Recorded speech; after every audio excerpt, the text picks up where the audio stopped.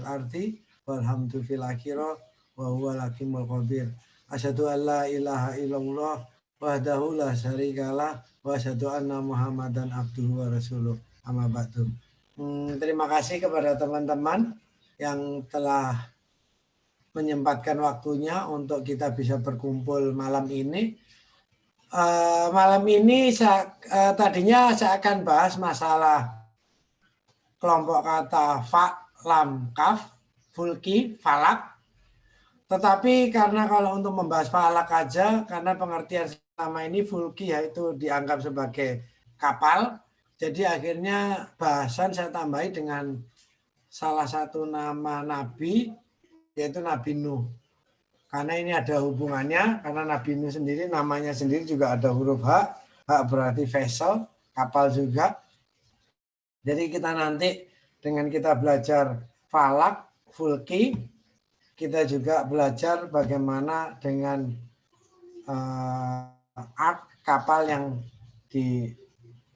diciptakan, dibuat oleh Nabi Nuh alaihissalam. Kita masuk ke falak dulu. Kebetulan ini juga huruf fa lagi.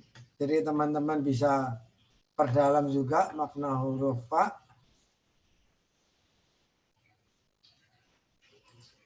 Bentar.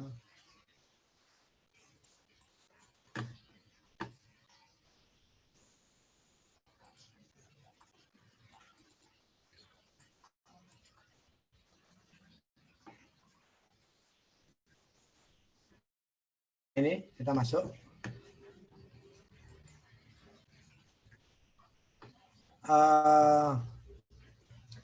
Kelompok kata fa, lam, kaf di Al-Quran ada dua makna.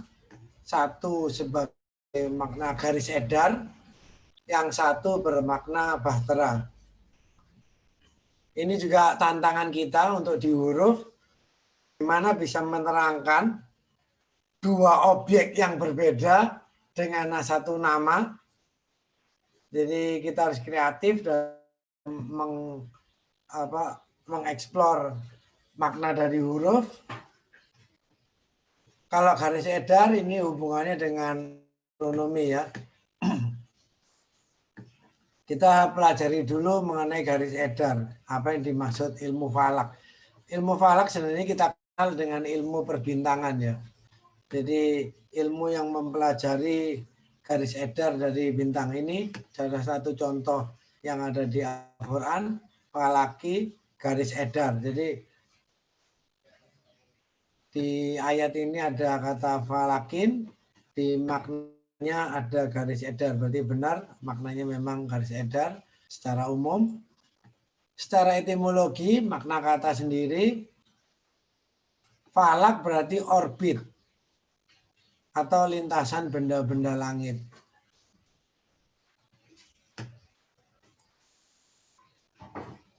Ilmu falak juga bisa disebut juga sebagai ilmu hisab karena memang dia melakukan ilmu falak juga bisa meroset karena itu juga ada pengamatan. Ilmu falak juga mikhot, ada batas waktu dan banyak juga sebatan lainnya. Jadi ilmu ini tidak hanya terdiri dari satu single ilmu, tetapi ini adalah juga kita harus mempelajari ilmu-ilmu lainnya untuk mengerti ilmu falak. Ilmu falak adalah ilmu yang mempelajari lintasan benda-benda langit, khususnya di bumi, bulan, dan matahari pada orbitnya. Jadi teman-teman baca nggak ya? Oh ini ya, ada.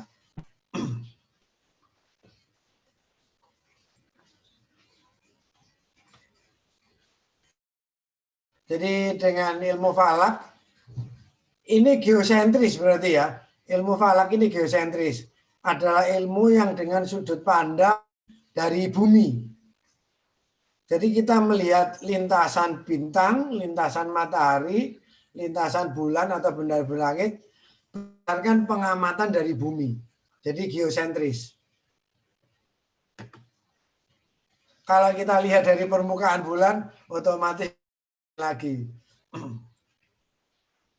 Fa amplitude kita kemarin sudah pelajari, yaitu bentuk amplitudo. Ditujukan nilai-nilai. Kaf properti. Jadi sifat atau properti dari huruf fa itu sendiri. Nah ini amplitude kita sudah pelajari kemarin. Adalah tinggi gelombang. Lalu kita masukkan. Nah, inilah ilmu falak. Jadi jika bumi ditarik secara lurus, mapping peta, ini faknya. Jadi ini adalah garis edar matahari pada saat-saat yang telah ditentukan, tergantung equinox atau apa, atau posisi matahari berada di utara, atau pas matahari berada di selatan, atau matahari pas di tengah-tengah. Jadi ini faknya. Jadi inilah yang dimaksud ilmu falak. Jadi amplitude dari garis edar benda-benda langit. Jadi setiap waktu faknya berbeda-beda. Biasanya setahun mungkin ada 4 kali perubahan ya. Karena matahari itu bergerak dari utara ke selatan setengah tahun. Dari selatan ke utara juga butuh waktu setengah tahun ya, 6 bulan. Tapi itu juga dibagi per 3 bulan. Sehingga mereka membentuk. Kalau kita di subtropis mungkin kita lebih memahami hal ini. Tetapi karena kita di negara tropis, kita hanya mengerti musim panas dan musim hujan. Nah, ini juga bagaimana lintasan matahari digambarkan dengan simbol fa. Inilah properti dari fa. Nilai-nilai dari properti fa. Dan inilah maksudnya falak. Ini adalah lintasan pada waktu malam dan ini lintasan pada waktu siang. Jadi yang gelap ini adalah sisi malam, yang terang ini adalah sisi siang. Kenapa ini masih ada gelap? Karena pada waktu matahari posisi di selatan, kutub utara akan ada gelap selama beberapa bulan. Pada waktu matahari ada di utara, kutub selatan ada gelap sampai beberapa bulan. Jadi garis edar tidak sampai ke ujung. Nah ini kalau lintasan kita lihat mungkin mendekati tropis ya. Faknya semakin landai, tinggi gelombangnya juga semakin. Ini falak. Jadi teman-teman untuk aplikasi huruf juga harus diimbangi dengan wawasan yang cukup luas juga. Tetapi ingat, makna dari Al-Quran sendiri sudah membimbing kita. Jadi ilmu falak adalah masalah garis edar. Astronomi.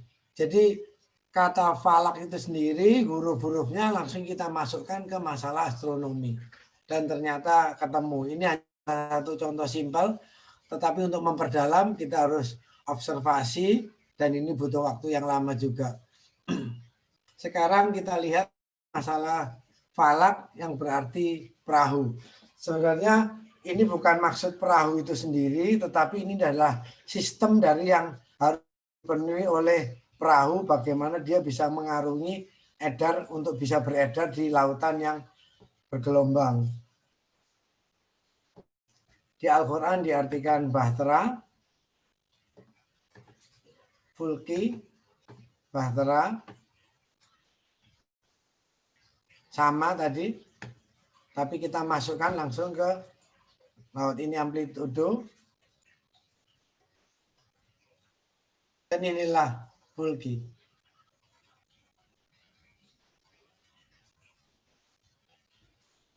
Di sini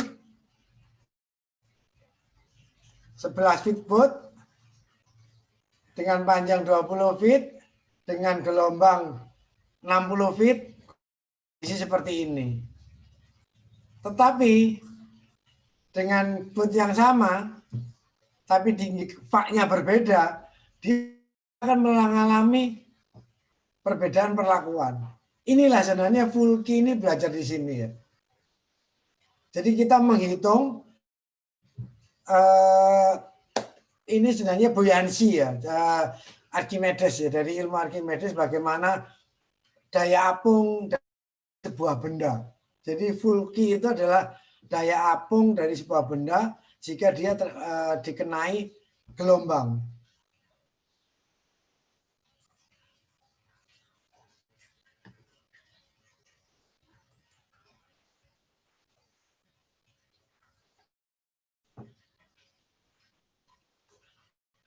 Nah ini prinsip Fulki, bagaimana dia bisa mengatasi. Jadi Fulki tidak membicarakan masalah kapal secara kebendaan, tetapi secara teknis dari dia bisa bertahan terhadap amplitudo ya yang ditimbulkan oleh air laut. Jadi gelombang. Jadi Fa sendiri ada cukup besar sehingga terasa mengayun atau dia beriak-riak, di mana tinggi gelombang dan panjang gelombangnya sedikit pendek, itu juga akan mempengaruhi ketahanan kapal itu sendiri. Kebetulan, bukan kebetulan, karena saya kerja di warisan, Allah mendekatkan di warisan ada satu orang Jerman, memang dia dari keluarga turunan pembuat kapal, dan saya mengikuti dia side by side di kantor selama 9-10 tahun, mengajari saya bagaimana untuk menghitung semua ini. Dari sinilah ternyata Allah mendekatkan saya dengan orang Jerman itu agar saya bisa memakna kata Fulki di dalam Al-Quran. Jadi bimbingan Allah sangat halus sekali. Nah ini, jadi banyak cara untuk masalah keseimbangan untuk mengatasi amplitudo dari air laut. Ini juga diaplikasikan ke yak, di mana dia punya fans ke bawah juga, dan itu bisa dilipat atau dikeluarkan menurut kebutuhan. Jadi ini juga diaplikasi juga di kapal yak ya.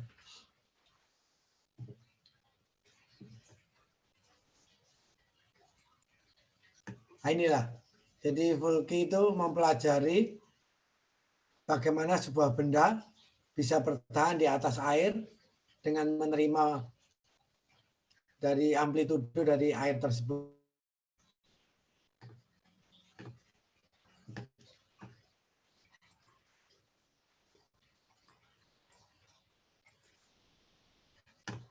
Sekarang kita sambung langsung ke Nabi Nuh. Nah ini kita udah paham juga bahwa di Al-Quran ada seorang nabi yang diberi Allah mukjizat bisa membuat kapal dan bisa mengangkut banyak makhluk sehingga pada waktu pemusnahan hanya yang ditentukan saja yang tersisa ya. Jadi kita bisa bayangkan betapa besarnya, padahal teknologi waktu itu juga masih sangat terbatas, sehingga di sini kita harus pelajari sebenarnya apa, konstruksi apa yang dipakai Nabi Nuh sehingga Nabi Nuh alaihissalam bisa membuat kapal yang kuat dengan teknologi yang sederhana. Di sini kita belajar bagaimana nama yang diberikan Allah kepada sesuatu itu matching, cocok dengan apa yang ditakdirkan dengan sesuatu tersebut. Di sini kita akhirnya nanti mempelajari kenapa Allah menamakan hambanya Nuh dengan huruf Nun, Wawu, Ha. Sekarang kita eksplor makna dari huruf ini. Untuk kata falak dan fulki tadi, itu adalah background untuk nanti kita bisa mengerti apa yang telah dibuat oleh Nabi Nuh.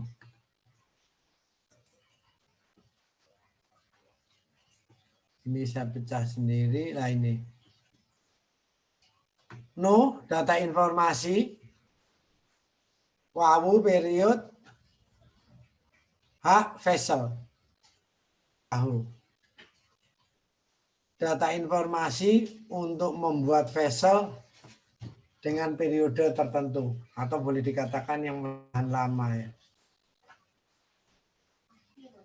Jadi Nabi Nuh, dia mempunyai informasi bagaimana untuk bisa membuat perahu yang bisa bertahan selama satu periode.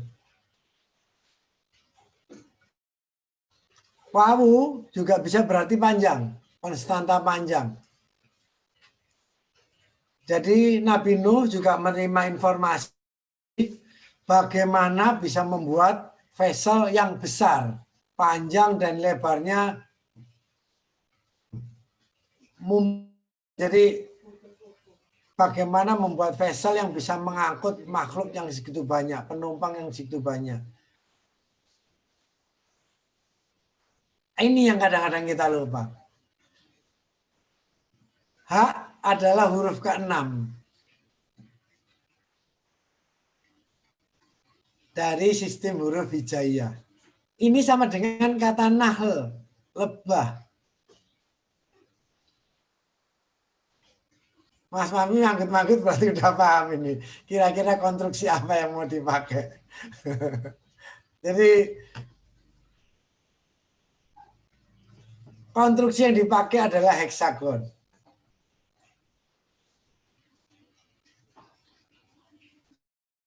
Jadi Nabi Nuh punya waktu yang cukup. Di Ankabut 14 disebutkan, Nabi Nuh itu tinggal dengan kaumnya, di antara kaumnya 1000 tahun kurang 50. Berarti 950 tahun. Berarti kalau dia ngadepi umatnya yang balelo, kira-kira 100 tahun akhir, berarti kita tahu time frame untuk membuat perahunya Nabi Nuh tidak hanya 1 tahun, 2 tahun, tetapi ini bisa waktu 50 atau sampai 100 tahun. Dan itu bukan waktu yang terlalu lama karena Nabi Nuh sendiri hidup berarti bisa sampai 1000 tahun lebih. Dia tinggal di antara mereka 1000 tahun kurang 50. Berarti Nabi Nuh tinggal di antara kaumnya itu 950 tahun. Belum termasuk waktu pada saat Nabi Nuh telah berlayar dan mendarat. Berarti kita asumsikan Nabi Nuh dewasa, syiar kepada umatnya, dan Nabi Nuh berdoa kira-kira 100 tahun sebelum air bah keluar. Dan 100 tahun bagi zamannya Nabi Nuh berarti bukan waktu yang terlalu lama, karena itu adalah 1/10 dari waktu tersebut. Sehingga kalau kita sekarang umur rata-rata 60, 1/10 kita berarti kita sekarang 6 tahun ya. Kalau kita membuat perahu selama 6 tahun, kalau Nabi Nuh membuat perahu selama 100 tahun. Jadi time frame-nya cukup-cukup.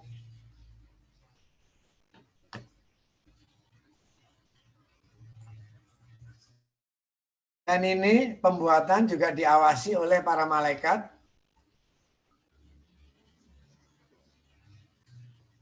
Jadi di pengawasan ya.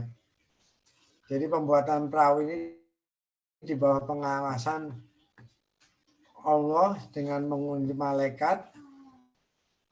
Dan ini bahan bakunya. Dan kami angkut Nuh terbuat dari papan, dan paku ini nggak ada di Al-Quran. Ini maknanya diartikan paku, tetapi pada saat kita periksa huruf makna dari kata langsung Arabnya, sebenarnya papan dan kayu. Ini lebih masuk akal karena zamannya mungkin orang belum, ya mungkin pennya, tapi berarti kita tahu pembuatan perahu ini terdiri atas kombinasi antara log dan papan. Terus teman-teman juga harus bisa membayangkan time frame pada saat Nabi Nuh. Zamannya Nabi Nuh, log diameter kayu itu bisa 2 meter, 3 meter. Jadi jangan dibayangkan dengan kondisi lab kita sekarang. Kita sekarang mencari diameter kayu yang diameter pohon yang 1 meter itu sudah harganya udah nggak layak untuk dibikin perahu karena jumlahnya benar-benar terbatas. Tetapi pada saat zamannya Nabi Nuh, diameter log masih luar biasa. Dan ingat, Nabi Nuh itu jauh di atas Nabi Ibrahim. Nabi Ibrahim itu tinggi apa? Dan kita sekarang tinggi kita cuma setinggi lutut Nabi Ibrahim. Kalau hewan-hewan dalam kondisi sama mungkin jerapah itu besarnya lebih besar Nabi Nuh daripada jerapah itu sendiri ya. Atau gajah. Mungkin Nabi Nuh itu lebih besar daripada gajah. Kita nggak banyak kemungkinan yang kondisi adalah sangat jauh berbeda dengan kondisi kita ini. Tetapi yang pasti saya yakin kondisi diameter pohon pada saat Nabi Nuh hidup itu diameternya main-main. Zamannya Nabi Nuh mungkin mencari pohon yang diameternya sebesar 4 meter, 5 meter dengan tinggi Nabi Nuh sebesar itu adalah bukan sesuatu hal yang luar biasa. Nah ini konstruksi untuk pembuatan kapal Nabi Nuh dengan perhitungan konstanta H6. Jadi Nabi Nuh kemungkinan membuat struktur kapal dengan struktur internal adalah heksagonal atau rumah lebah. Kita tahu konstruksi ini adalah konstruksi yang paling kuat dan paling irit bahan baku.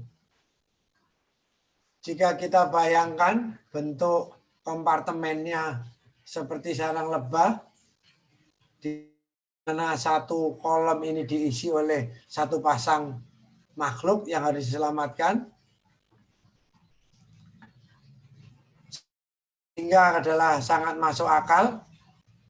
Kita jangan bayangkan perahu seperti ini, tetapi bayangkanlah seperti heksagonal di tengah ini. Jadi mungkin perahunya Nabi Nuh adalah semacam rig yang ada di tengah laut dengan keseimbangan di bawahnya. Jadi, dan ingat, pembuatan kapal Nabi Nuh itu bukan di pantai. Pembuatan kapal Nabi Nuh adalah di ujung, di atas gunung. Sehingga posisi kapal itu tidak menghadapi arus, tetapi dia hanya menghadapi gelombang setelah air itu mencapai puncak gunung. Jadi fungsinya lain-lain. Otomatis dengan cara seperti itu, Nabi Nuh hanya membutuhkan kapal itu hanya untuk mengapung dengan sedikit navigasi. Yang pasti harus bisa mengapung karena sudah di atas gunung. Sehingga pada waktu air bah itu naik, mengangkat kapalnya Nabi Nuh, dan posisi gunung-gunung itu sudah tertutup oleh permukaan air. Sehingga yang diperlukan adalah konstruksi untuk mengapung yang sangat kuat dan kemungkinan benda-benda dari samping. Berarti kalau dia memakai konstruksi sarang lebah dengan heksagonal, heksagonal adalah paling kuat kalau kita hantam dari sisi heksagonalnya. Dan kalau memang Nabi Nuh membuat semacam ini, berarti ini bisa dibuat semacam modul. Jadi berarti Nabi Nuh membuat modul-modul heksagonal dan itu diikat bersama-sama untuk lebih besar. Adapun di bawahnya itu bisa langsung diikatkan dengan log atau papan yang lebar-lebar. Dan log zaman Nabi Nuh itu dihantam gelombang, saya pikir itu juga dengan diameter yang sangat besar akan mampu menghadapi. Itu hanya yang bisa kita pikir. Tetapi wahyu yang diberikan Allah pasti jauh dari apa yang telah kita pikirkan. Nah, apa yang kita terima saat ini adalah sangat-sangat sedikit sekali ya. Tetapi kalau kita ingat teknologi waktu itu, berarti sangat mungkin kalau Nabi Nuh membuat konstruksi heksagonal dengan papan atau log di bawahnya dan papan di heksagonal lalu di atasnya. Dengan cara seperti ini, daya apungnya akan sangat luar biasa dan benturan dari arah samping, dia akan bisa menahan impact.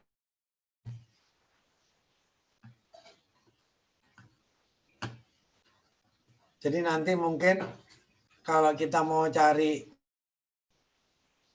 peninggalan-peninggalan, satu sisi mungkin kita cari yang bentuk kapal, tapi satu sisi jangan lupa mencari bentuk heksagonal yang siapa tahu masih ada. Dan kalau memang kompartemen bertingkat bisa seperti ini. Tapi ini enggak, mungkin Nabi 1-2 tingkat tetapi sangat-sangat besar sekali. Karena untuk membuat kompartemen dengan stacking semacam ini, konstruksi rumit.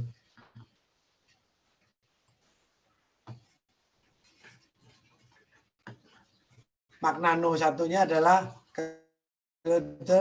dekat.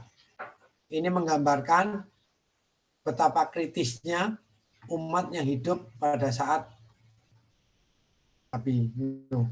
Karena apa? Hanya beberapa saja yang bisa selamat, lainnya dengan ketentuan Allah semuanya ditenggelamkan. Dan kita tahu akhirnya doa Nabi Nuh adalah untuk supaya tidak ada orang-orang yang sombong hidup di muka bumi. Dan itu dikabulkan oleh Allah.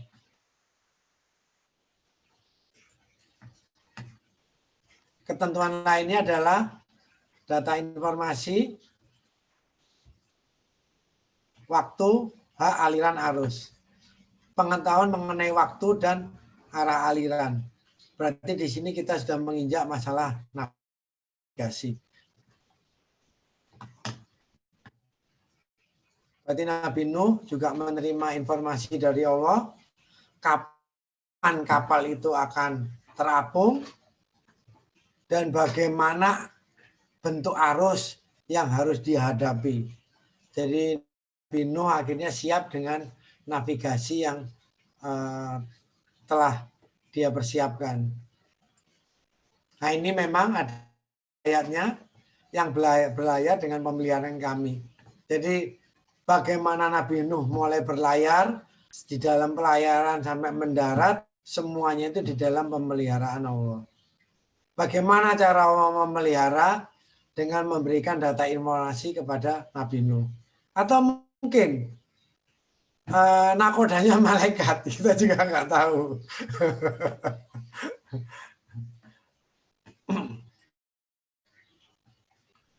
Ini yang saya buat patokan. Anaknya udah posisi di puncak gunung dan Nabi Nuh sempat memanggil. Berarti memang posisi perahu itu ada di ujung, di puncak, hampir di puncak gunung.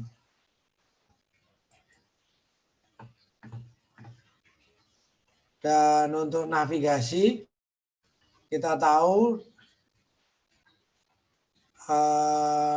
zaman dahulu orang-orang navigasi itu menggunakan dengan peta langit. Jadi dengan melihat peta langit, bumi boleh tenggelam tetapi langit masih bisa nampak, sehingga Nabi Nuh dengan jalur yang sudah diberitahukan oleh Allah, Nabi Nuh tinggal mengarahkan kapalnya ke jalur tersebut. Sehingga selamatlah kapal Nabi Nuh. Dan pada waktu bumi sudah harus menelan airnya lagi, semuanya surut, Nabi Nuh bisa selamat dan lahir keturunan selanjutnya sampai kita saat ini. Jadi bumi telah mengalami kiamat, hampir kiamat sekali, yaitu pada saat zamannya Nabi Nuh. Billahi taufiq wal hidayah. Wassalamualaikum warahmatullahi wabarakatuh. Waalaikumsalam warahmatullahi wabarakatuh. Alhamdulillah, kajian tentang kata falak dan ada kaitannya dengan kata Nuh, Nabi Nuh telah selesai dijabarkan oleh Ustaz Didi, Pak Didi. Monggo teman-teman kita sesi selanjutnya karena waktu kita mepet ya. Nggak apa ya. Tanya jawab tentang kajian falak dan kata Nuh tadi. Silakan kalau ada yang mau nanya, monggo. Atau semuanya kita sapa dulu ya, supaya nggak dimut semuanya nih. Pak Salam sudah tadi. Brian, ini adalah siapa ini? Mas Brian atau siapa ini? Brian, siapa Mas Brian nih? Apa kabar? Baru ini. Mas Rifandi nih udah lama nggak muncul nih. Apa kabar Mas Rifandi? Mas Denis, Mas Rizal, dan Mas Rahman. Tentang kata Nabi Nuh tadi ya. Ada pertanyaan nggak ya kira-kira ya? Kalau dari sejarah, sebenarnya sih kemarin saya pernah dapat itu Pak Didi. Tulisan teman yang dulu pernah saya share itu. Cuman itu, apa itu namanya, dia dari beberapa manuskrip. Dan yang kemarin yang saya share itu kan sudah ada yang Irvin Finkel, apa itu ya, Dr. Irvin Finkel, sejarawan yang apa itu namanya menemukan tablet Mesopotamia itu loh. Di situ ternyata setelah di decoding beliau menemukan bahwa ini itu ternyata tentang apa itu pembuatan sebuah perahu seperti itu. Tapi ya kita umat Muslim sendiri belum menemukan, atau belum menemukan ya, malah belum meneliti itu gitu. Orang luar negeri yang menelitinya, non Muslim malah ya, ilmuwan. Kalau selama ini ya sih orang yang gila ilmu lah. Iya. Di mana itu disebutkan di Turki ya, Turki, Ararat apa aja. Tapi ya alam lah di mana. Gini Mas Fahmi ya, salah atau benar ya, itu urusan nanti. Karena kita tahu di dalam keilmuan Allah sendiri sangat-sangat pemurah. Dimana kalau kita melakukan kesalahan, kita masih terdapat satu. Tetapi jika kita benar, kita dapat dua. Jadi sama sekali tidak akan pernah rugi kalau kita dalam mencari ilmu. Jadi salah pun masih dikasih Allah satu. Kenapa? Satu itu adalah sebagai penebus. Jadi kita nggak pernah akan rugi. Tapi kalau kita benar, kita akan dapat dua. Jadi disitulah kebahagiaan orang yang berjuang di jalan keilmuan ya. Kemuliaannya benar-benar dijaga oleh Allah ya. Halo teman-teman, Pak Salam. Masih bingung semua ini paling. Kata falak tadi. Terpaksa harus belajar konstruksi kapal malam ini. Kita Indonesia kan dibilangnya nenek moyangku seorang pelaut ya. Nenek moyangku seorang pelaut. Sekarang nggak ada pelaut ini. Ada pertanyaan Mas Irfandi? Oh ini Mas Rahman. Assalamualaikum. Waalaikumsalam. Assalamualaikum. Waalaikumsalam. Ngapunten tadi agak terlambat ikutnya. Ustadz Didi, ini kan saya tadi mendengarkan mengenai bagaimana Nabi Nuh itu merancang sebuah kapal dengan bentuk yang konstruksinya bisa dikatakan heksagonal, di mana heksagonal itu kan hampir-hampir mirip dengan konstruksi yang dipakai oleh lebah gitu. Nah, adakah maksud dari heksagonal tadi itu, bagaimana kira-kira hubungan antara heksagonal yang dibangun oleh lebah dengan kapal yang dibangun oleh Nabi Nuh? Itu kan merupakan konstruksi yang hemat, bisa dikatakan dari sisi keilmuan hemat tenaga, hemat biaya gitu. Apakah ada unsur ada hubungannya antara konstruksi yang dibuat oleh lebah dengan konstruksi kapal yang dibangun oleh Nabi Nuh gitu? Oke. Terima kasih Ustaz. Saya sendiri kenapa bisa mengambil kesimpulan konstruksi heksagonal? Karena di dalam nama Nabi Nuh terdapat dapat huruf H. Pada saat saya mempelajari kata nahal, lebah, nun berarti data informasi, kata ketentuan, H berarti adalah salah satunya adalah huruf H itu adalah urutan ke-6 dari sistem huruf hijaiyah, dan lam nilai-nilai.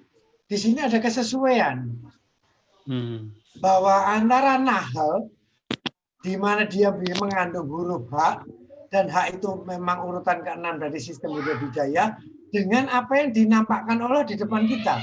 Ternyata sarang lebah itu sendiri mengandung huruf H, mengandung bidang segi 6, heksagon. Ini bukan suatu kebetulan ya.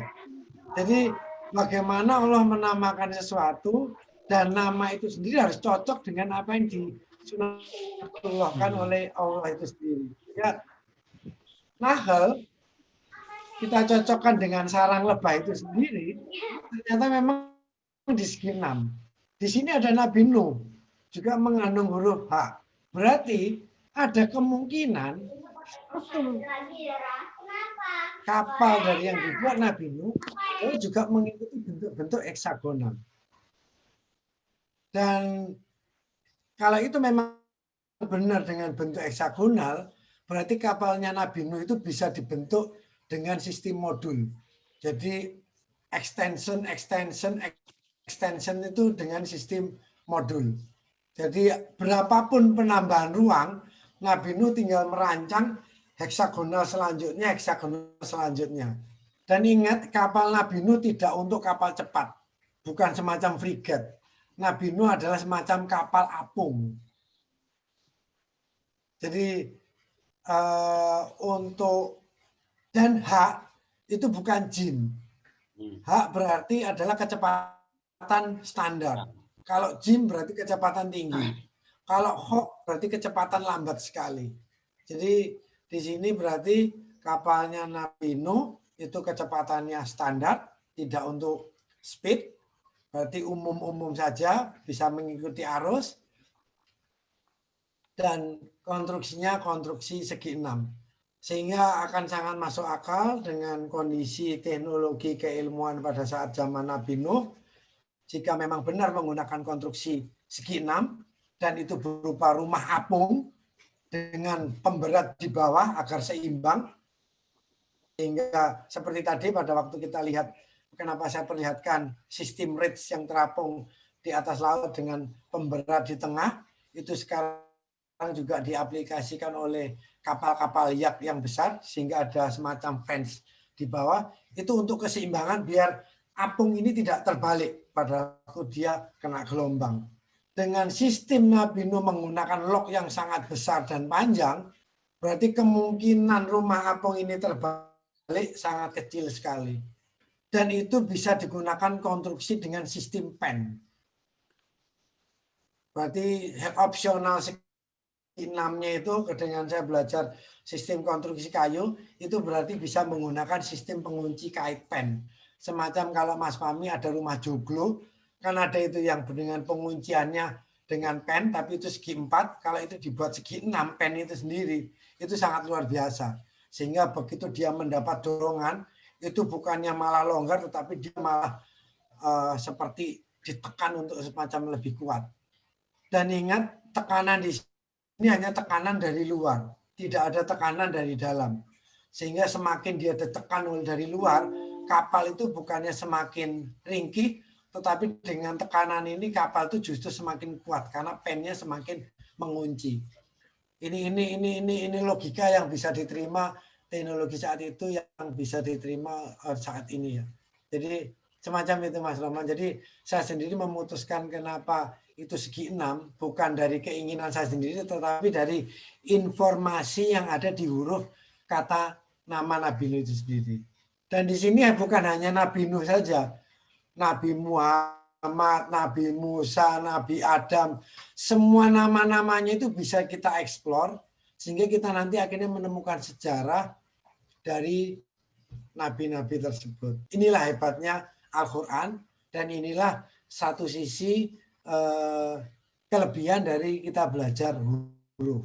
Jadi kita nanti ke depan mungkin Mas Fahmi kita akan belajar juga nanti membongkar nama nabi lainnya. Jadi untuk sebagai perbandingan sekarang kita ngaji kita bongkar nama Nabi Nuh. Jadi semacam itu Mas Roman. Jadi untuk hak itu sendiri adalah track, hak sendiri adalah segi 6, angka 6. Jadi Nabi Nuh pada saat membuat kapal, dia membuat konstruksi heksagon, dan kenapa itu tracknya beliau sudah dikasih tahu oleh Allah. Jadi Nabi Nuh udah diwahyukan kapalnya kira-kira arusnya ini tracknya mau kemana. Sehingga itu saja yang dipersiapkan oleh kapal itu. Gitu Mas Roman. Satu lagi, Ustaz. Saya pernah membaca sebuah artikel bahwa kita kan sekarang menganggap bahwa ilmu pengetahuan itu kan semakin hari semakin bagus gitu.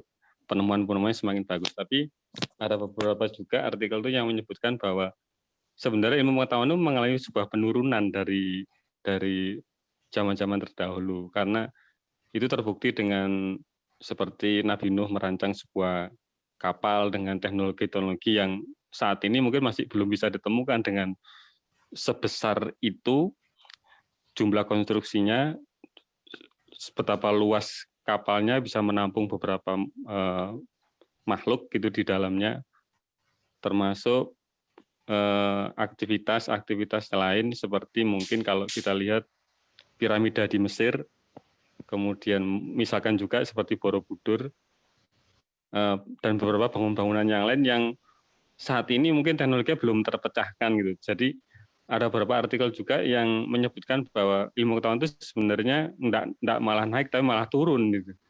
Nah, apakah kalau menurut Ustadz diri gimana itu?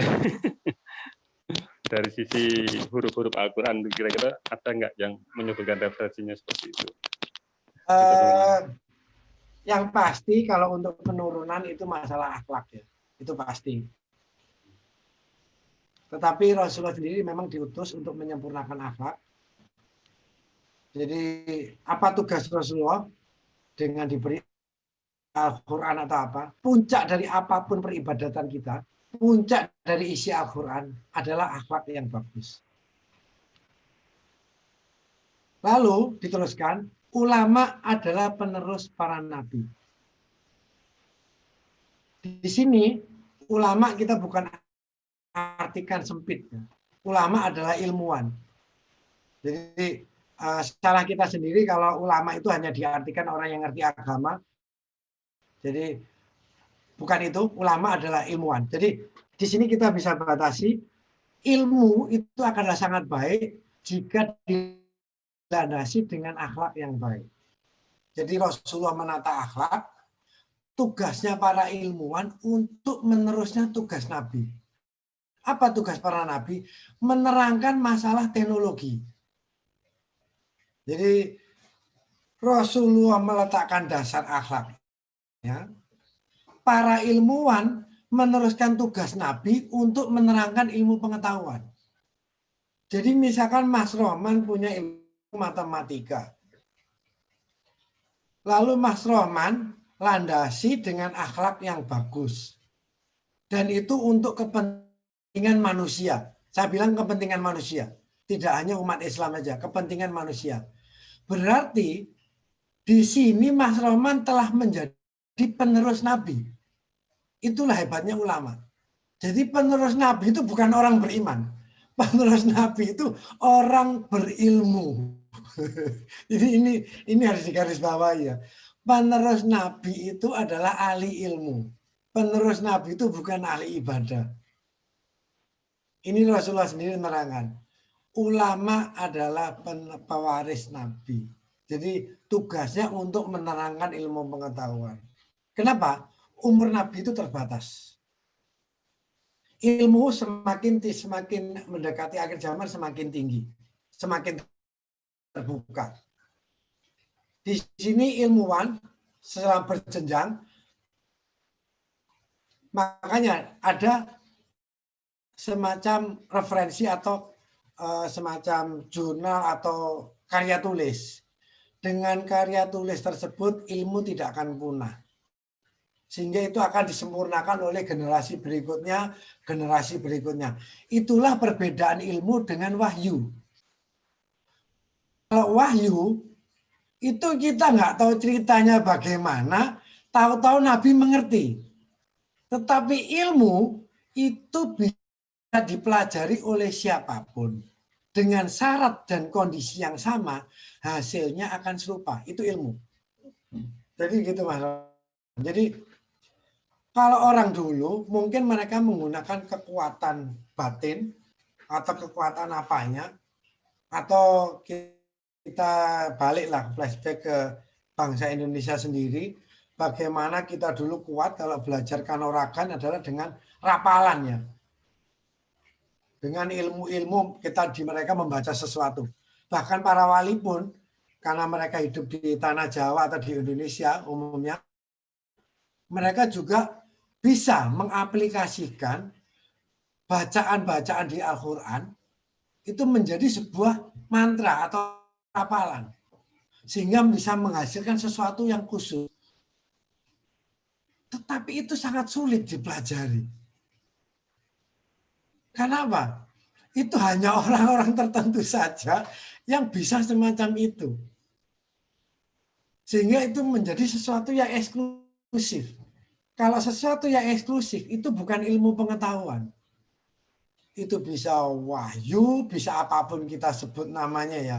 Kalau orang Jawa mungkin nyebutnya tiban atau apa, terserah. Tetapi berbeda dengan ilmu. Ilmu itu berasal dari sesuatu yang sederhana. Dengan trial and error ditingkatkan lagi. Trial and error lagi ditingkatkan terus seperti itu. Sehingga boleh dikatakan ilmu semakin lama akan semakin tinggi. Tetapi jika kita compare dengan peninggalan-peninggalan sejarah, memang ada sesuatu yang luar biasa. Tetapi itu juga kita nggak apple to apple ya kalau kita bandingkan. Kita juga tahu bahwa fisik orang dahulu itu jauh lebih besar. Ingat, piramid sendiri itu mungkin umurnya dengan pada waktu Nabi Ibrahim membuat itu kita juga nggak tahu.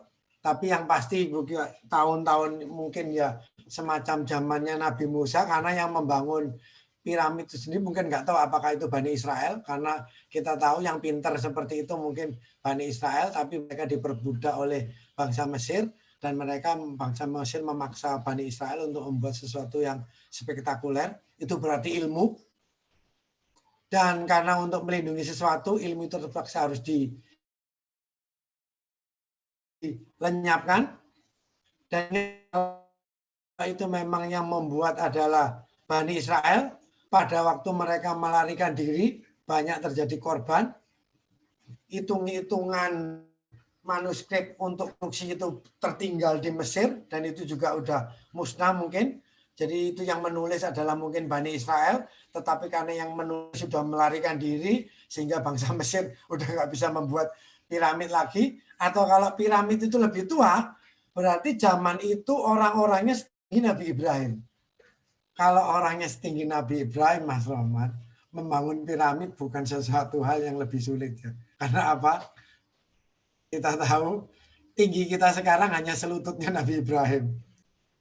Jadi piramid itu mungkin semacam gedung tingkat 4 ya. Bagi orang-orang zaman itu.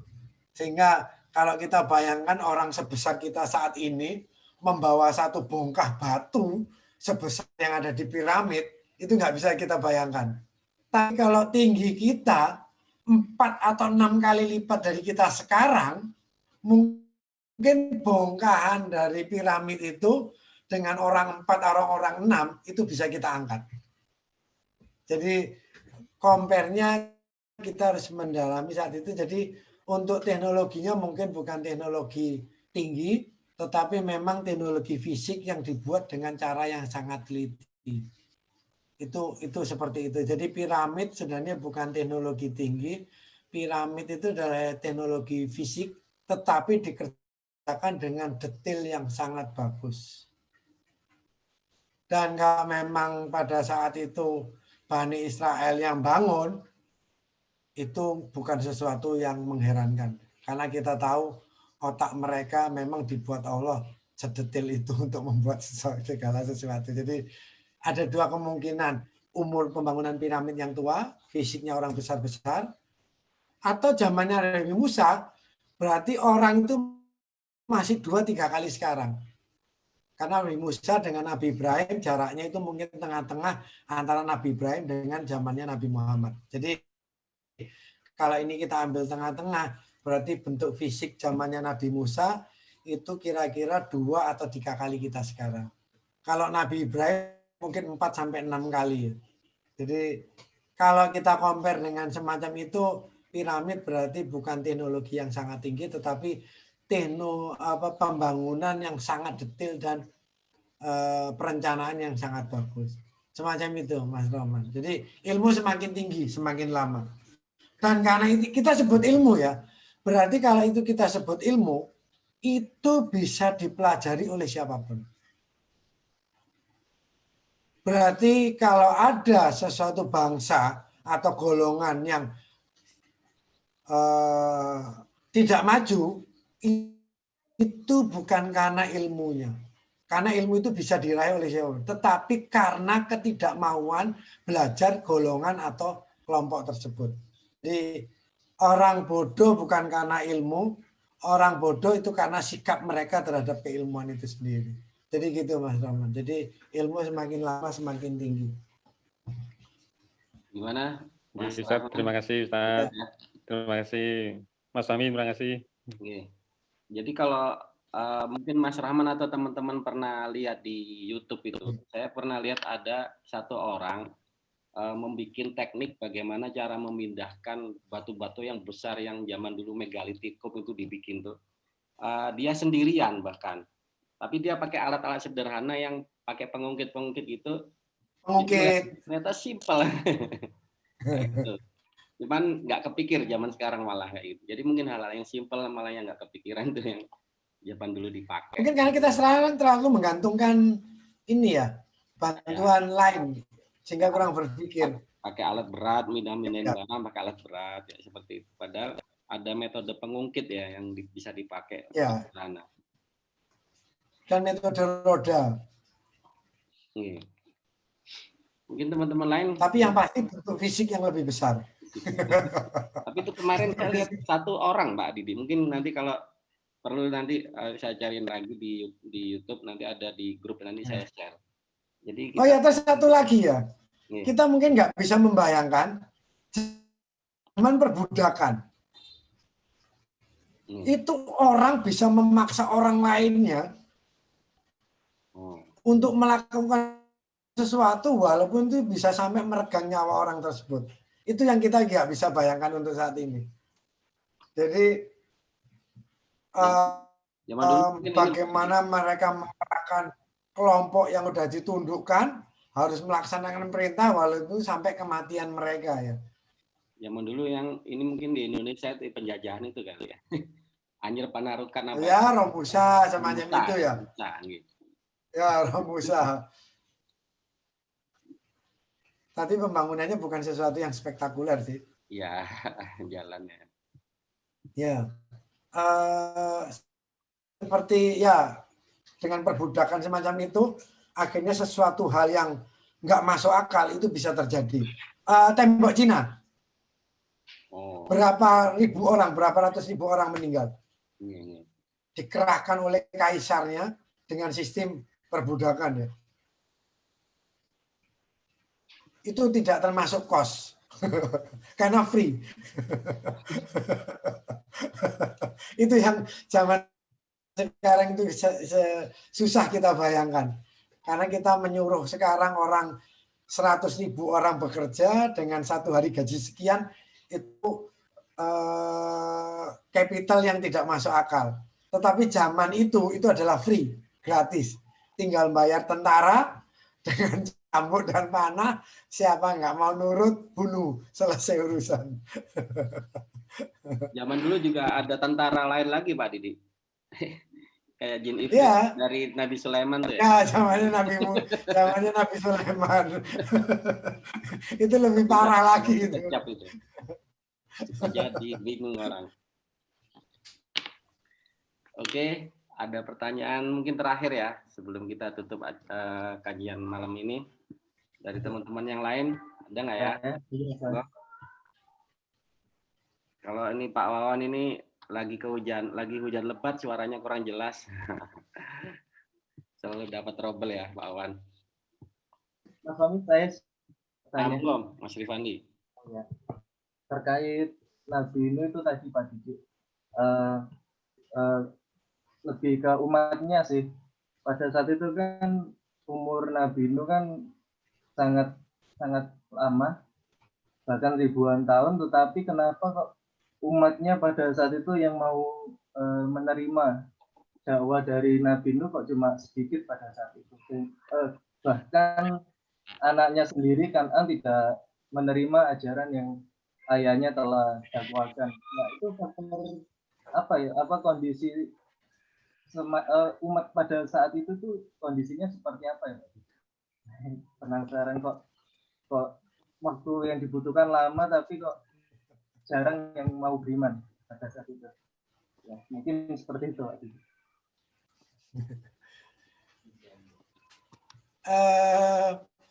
Mungkin satu yang bisa saya bilang ya, hidayah ya. Soalnya di ayat Al-Quran juga disebutkan bahwa tidak banyak yang akan mengikuti Nabi Nuh. Dan itu sudah ditentukan oleh Allah ya.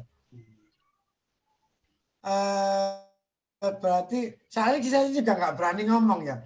Apa metode siarnya Nabi Nuh kurang bagus? Itu juga enggak juga ya. Karena bukan hak kita untuk mereview bagaimana sistem siar ya. Tetapi yang pasti mungkin bukti-bukti otentik keilmuan atau apa yang memang saat itu masih kurang sehingga orang lebih suka kepada keyakinannya daripada kepada bukti-bukti yang ilmiah ya. Itu sih mungkin salah satunya di situ. Semacam zamannya Rasulullah sendiri serba salah juga. Orang diberi mukjizat, pengen mengikuti keimanan, dia minta ditunjukkan sesuatu yang luar biasa. Begitu ditunjukkan sesuatu yang luar biasa pun katanya itu sihir. Jadi mungkin lebih cenderung kepada ini memang sudah ketentuannya Allah. Berarti apa yang kita bisa tarik pelajaran? Ciri-ciri dari umat-umat Nabi terdahulu. Ciri-ciri tersebut bisa kita ambil untuk mereview diri kita. Apakah diri kita termasuk salah satu ciri-ciri dari umat-umat Nabi terdahulu yang akhirnya dibinasakan oleh Allah. Itu yang kita bisa buat pelajaran. Misalkan zamannya Nabi Hud. Apa ciri-ciri umatnya? Suka mencuri timbangan. Kalau sekarang kita suka mencuri timbangan, oh berarti pelajarannya adalah kita salah satu cirinya adalah seperti umatnya Nabi Hud. Nabi Nuh, pada saat Nabi Nuh membuat kapal, umatnya ternyata menghina, mengejek. Lalu sikap kita sekarang, apakah pada saat ada orang build something, membuat sesuatu dengan percobaan sesuatu yang menurut dia spektakuler, kita bisa respect atau enggak? Atau kita justru menghina semacam umatnya Nabi Nuh? Itu yang kita bisa buat pelajaran, Mas Rifandi. Jadi soal umatnya Nabi Nuh banyak atau sedikit itu mungkin ketentuannya Allah. Tapi sifat-sifat itu yang di dalam Al-Quran. Kan banyak di antara kita ya, teman-teman atau apa. Begitu ada orang membuat sesuatu yang luar biasa, kita hanya bisa mencela. Buat apa semacam itu? Kan lebih bagus buat seperti ini. Apresiasi yang kita berikan nggak ada. Kita senangnya hanya mencela. Kalau kita hanya senang mencela, hati-hati berarti. Berarti kita seperti sifat kita salah satunya seperti sifatnya umatnya Nabi Nuh. Itu saja yang bisa kita ambil pelajaran. Nah, umat Nabi lain juga semacam itu. Umatnya Nabi Soleh diuji dengan wanita cantik dan onta. Ya. Setiap Nabi diuji masing-masing. Semacam Nabi Lut, umatnya diuji dengan apa? Homo dan lesbi. Sekarang kita, ada orang, ada kelainan, dia sampai homoseksual. Berarti dia sudah ditentukan Allah seperti nasibnya umat Nabi Lut.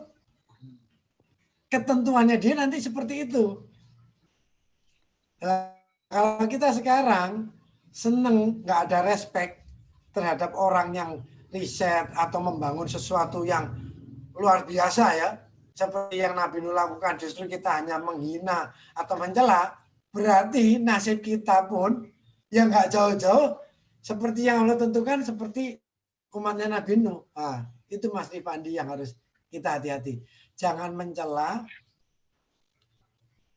terhadap seseorang yang membuat sesuatu yang rencananya dia spektakuler. Mendingan kita diam, kita amati, kita tanya dia, apa prospeknya, bagaimana jalur SOP-nya, siapa tahu kita bisa pinter seperti dia. Atau kalau dia salah, kita bisa bantu dia untuk sesuatu sesuai dengan ilmu kita. Itu jauh lebih bagus.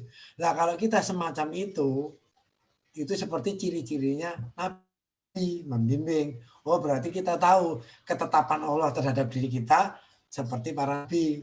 Tapi kalau kita mencela, oh berarti kita tahu ketetapan Allah seperti umatnya yang nabi tertentu. Nah, itu Mas Rifandi. Jadi bukan soal sedikit banyaknya, tetapi ciri-ciri dari umat tiap-tiap nabi. Itu yang harus kita pelajari. Sehingga kita tidak seperti mereka ya. Gitu Mas Rifandi? Ya, Oke. Terima kasih. Dadah, terakhir. Ya ini udah waktunya udah 1 jam lebih ya, kurang lebih udah 1 jam 8 menit. Apa? Ya ini tadi makanya Nih. masih ada ini. Mungkin cukup dulu. Nih. Nanti kalau ada ini silakan ditulis. Kita sambung minggu depan mungkin Mas Fahmi. Oke, makasih banyak Pak Didik. Jadi Ya. gitu dulu teman-teman kajian malam ini terkait kata Nuh dan Falak yang kaitannya dengan huruf Fa tadi, astronomi atau ya gelombang tadi ya, lautan tadi. Udah dijelaskan dengan gamblang. Semoga teman-teman semuanya bisa atau dapat mudah memahaminya ya. Kalau ada pertanyaan besok kita ulang lagi. Terima kasih waktunya Pak Didik dan teman-teman semuanya. Wabillahi taufiq wal hidayah. Assalamualaikum warahmatullahi wabarakatuh. Waalaikumsalam warahmatullahi wabarakatuh. Alhamdulillahirabbil alamin. Terima kasih banyak. Monggo. Waalaikumsalam. Yuk. Waalaikumsalam warahmatullahi wabarakatuh.